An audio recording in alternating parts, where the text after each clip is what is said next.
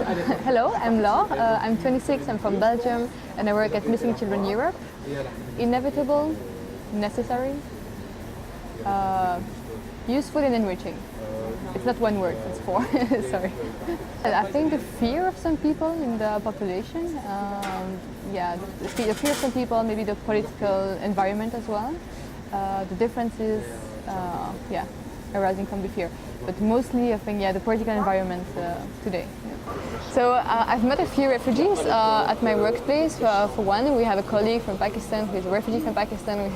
I've met refugees for my personal activities in Brussels when I was working in Back Macedonia with transit migrants, so-called transit migrants.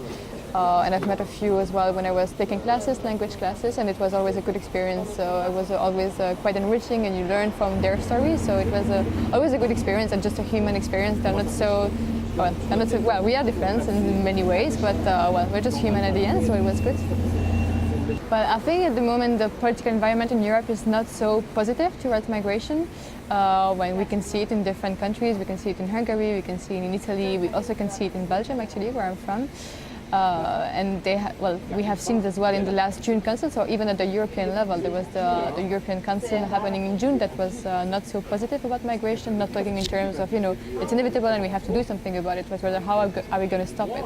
So I feel indeed that the political environment is not so positive today and it's a bit worsening, but I stay hopeful because I think I see in the populations today in Europe that we are quite divided. There are those who are really pro-migration in the sense that they see the added value, they see that it is coming anyway and we better approach it in a positive way and try and make efforts to integrate people. And then you have the opposite. You have people who are completely against migration, who are completely, who are actually, I think, in fear of migration.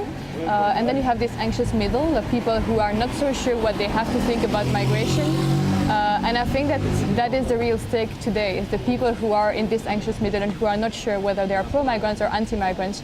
And that's where the political impact, where the politics can have an impact, actually. And that's where NGOs also can have an influence. So I think we are trying to fight now with this political environment to really have, have a positive impact on this anxious middle. Voilà. I also think, and maybe that I could add it, I think and I fear that the ones who are maybe more anti-migration are louder than the ones who are pro-migration, and I think that's the issue. I don't think we are fewer than those who are anti-migration, but I think they are louder, and this is what we have to fight for.